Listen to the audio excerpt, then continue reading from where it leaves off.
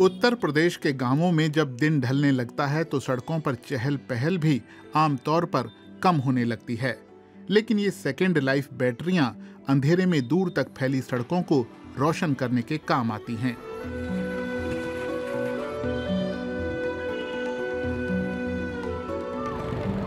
ऐसी ही एक बैटरी बेंगलुरु में भी काम आती है। यहाँ भी लाइट की वजह से खाने के ठेले देर रात तक जगमग और व्यस्त रहते हैं। बेनिफिट में यह है सर कि उजाला ज़्यादा रहता है, काम में भी अच्छा रहता है, थोड़ा उजाला भी अच्छा दिखता है।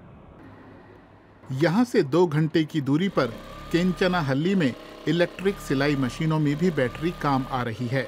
इसकी बदौलत विवेक ग्रामीण आजीविका केंद्र में काम करने वाली महिलाएं कुछ ज्यादा कमाई कर पाती हैं। काम में पहले के मुकाबले मेहनत भी घट गई है। मेरे पाँव में हमेशा दर्द हो जाता था, बहुत देर तक काम नहीं कर पाती थी, बार बार पाँव सीधे करने पड़ते थे। इन इलेक्ट्रिक मशीनों के आने से वो दिक्कत दूर हो गई है। जितना चाहूँ उतनी देर तक काम कर सकती हूँ।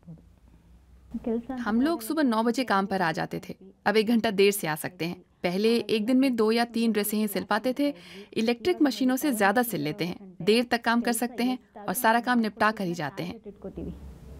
प्रदीप चटर्जी और दर्शन विरूपक्ष ने बेंगलुरु में नूनाम नाम से स्टार्टअप शुरू किया था। उनका लक्ष्य था इस्तेमाल हुई बैटरियों में बाकी बची ऊर्जा का उपयोग करना, और उसका मतलब था ऐसे क्षेत्र में प्रयोग करना जिसकी संभावनाओं को अभी पूरी तरह नहीं परखा गया है।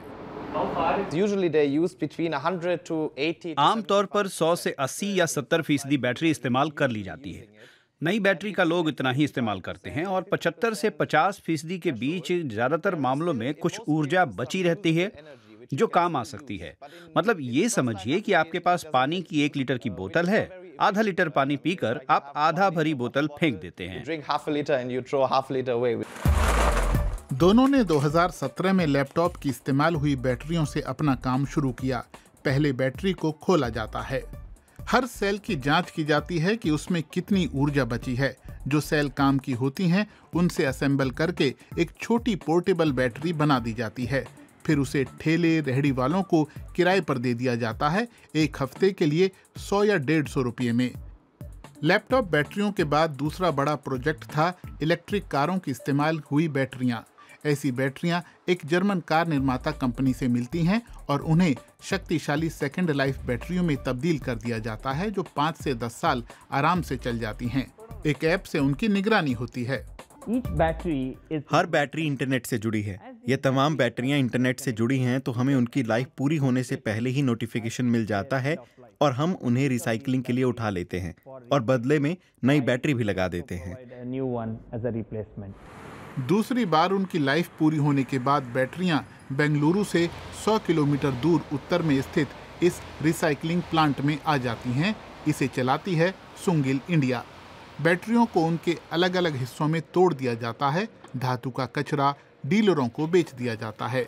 इसमें ज्यादातर एल्यूमिनियम होता है। बैटरी का तथाकथित ब्लैक पल्प बेशकीमती पदार्थों से भरा होता है। हम लोग तमाम मूल्यवान धातुएं निकाल लेते हैं, जैसे कि कोबाल्ट, निकेल, लिथियम, मैंगनीज, तांबा, और एक बार फिर हम वो सारा माल सैमसंग जैसी कंपनियों को नई बैटरी बनाने के लिए भेज देते हैं। To manufacture new battery. इस तरह के रिसाइकलिंग सेंटर भारत में अभी कम हैं, लेकिन इलेक्ट्रिक कारों की संख्या बढ़ती जा रही है। इलेक्ट्रिक मोबिलिटी भारत में तेजी से बढ़ रही है। ऐसे में बैटरियों के संसाधनों का अधिकतम इस्तेमाल मोबिलिटी सेक्टर में हमारे सस्टेनेबल तरीकों के लिए काफी अहम हो जाता है। बेंगलुरु के भारतीय विज्ञान संस्थान में नागाफानी एतुकुरी बैटरी की क्षमता को बढ़ाने के मकसद से विभिन्न सामग्रियों का परीक्षण कर रहे हैं। वो संस्थान की advance energy storage research team के प्रमुख हैं। मैं चीज़ों के दोबारा इस्तेमाल यानी रीपर्पसिंग को इलेक्ट्रिक वाहनों के इकोसिस्टम और इलेक्ट्रिफिकेशन का अनिवार्य हिस्सा मानता हूं। बैटरियों की रीपर्पसिंग में रिसाइकल करने के मुकाबले सिर्फ 10% लागत आती है।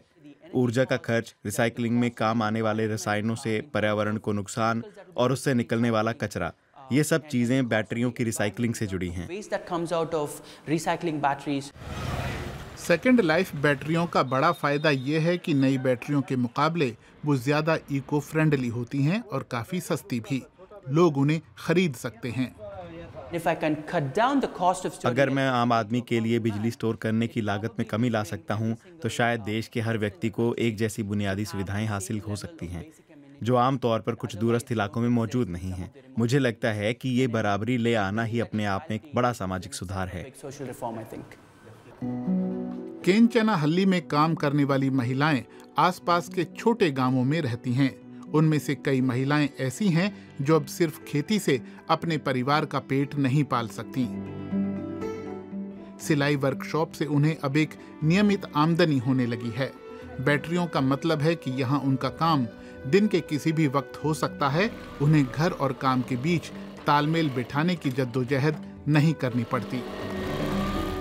लेकिन वास्तव में एक बैटरी से काम नहीं चलेगा। महिलाओं को और बैटरियों की उम्मीद है अपने घरों के लिए। ऐसी बैटरी की मदद से मेरे बच्चे स्कूल का होमवर्क भी कर पाएंगे। हम लोग घरेलू उपकरणों को भी चला पाएंगे, जैसे वॉशिंग मशीन। उनसे हमें बहुत ज्यादा मदद मिलेगी। लया लक्ष्मी की योजनाएं और भी महत्वाकांक्षी हैं। वो भविष्य में अपने घर पर ही 4 सिलाई मशीनें लगाकर एक छोटा सा बिजनेस शुरू करना चाहती हैं। इस तरह वो आजीविका कमाने के साथ साथ अपने बच्चों की भी देखभाल कर पाएंगी।